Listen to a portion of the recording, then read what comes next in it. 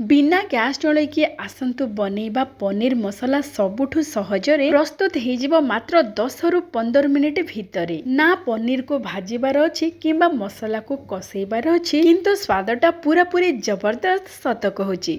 दर्शक बंधु समस्त को करुची मु प्रणिपात माँ गेलु हांडीशाल को आपण मानक बहुत बहुत स्वागत।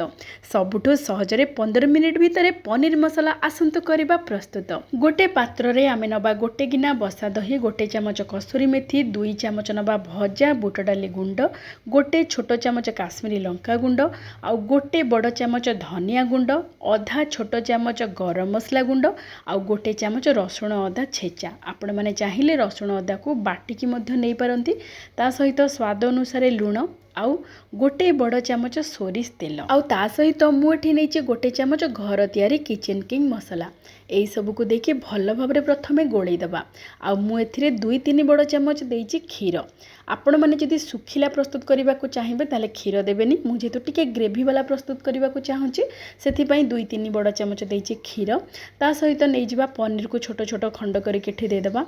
कैप्सिकम गोटे नहीं छोट छोट खंड करके काटिकी पकेदेबा। आउ टमाटो जितेबाला नेबे रस को छाड़ी माने टमाटर रस बाहर करके टमाटो को छोट छोट खंड करके काटिके पकेबा।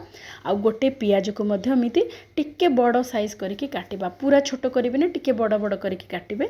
एई सब को भल भाबरे गोळेई देबा। एई मसला सब सहित पनीर, पियाज, कैप्सिकम, टमाटो को गोळेई की 15 मिनिट पई छाड़ी देबा। मु आज पनीर मसला को एयर फ्रायर रे प्रस्तुत करिवि। आपण माने चाहिए प्रेशर कुकर रे भी पूरा सेम एमिति प्रस्तुत करि परिबे। बहुत सहज रे प्रस्तुत हे जिवो। प्रेशर कुकर रे गोटे व्हिसिल पूरा लो फ्लेम रे रखि देबे। किंतु आज जेहेतु आम एयर फ्रायर रे प्रस्तुत करवा, से गोटे सिलिकॉन मोल्ड रे आपण माने एई पनीर गोला को दे देबे।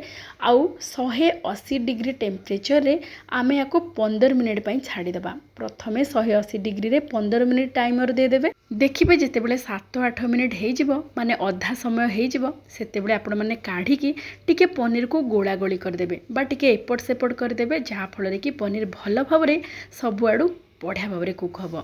एठी देखंतु 9 मिनिट पर आमे काढी के टिके उलट पलट करके पुणी आउ 7 मिनिट पई छाड़ी दबा सेही 180 डिग्री टेम्परेचर रे। आपण माने चाहिए एई पनीर को एमिति शैली रे कड़ाई रे मध्य प्रस्तुत करि परिबे। कड़ाई को पूरा लो फ्लेम रे रखि देबे। आउ पनीर को भल भाव रे घोड़े की रखिबे। 10 रु 15 मिनिट भितर प्रस्तुत हे जिवो। मझिरे खाली टिके उलट पलट कर देबे।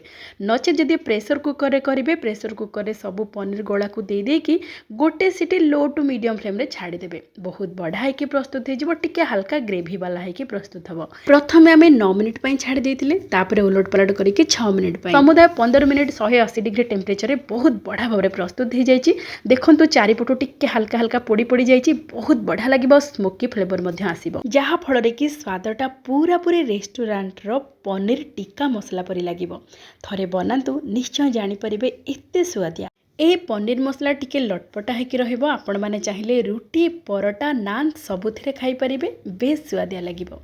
आजिर प्रस्तुति आपण मानकु केमिति लागिला विनम्रतार सहित अनुरोध निश्चय जणेबे। जदि भल लागि थाए तेबे प्लीज लाइक, शेयर, सब्सक्राइब करबा सहित हाइप मध्य कर देबे। आउ जदि नुआ देखुतांती तेबे बेल आइकन को प्रेस निश्चय करिवे, जहा फल रे कि प्रत्येक वीडियो रो नोटिफिकेशन आपण माने सर्वप्रथमे पाई परिबे। आउ जदि फेसबुक पेज रे देखुतांती तेबे विनम्रतार सहित अनुरोध निश्चय फॉलो करेंगे।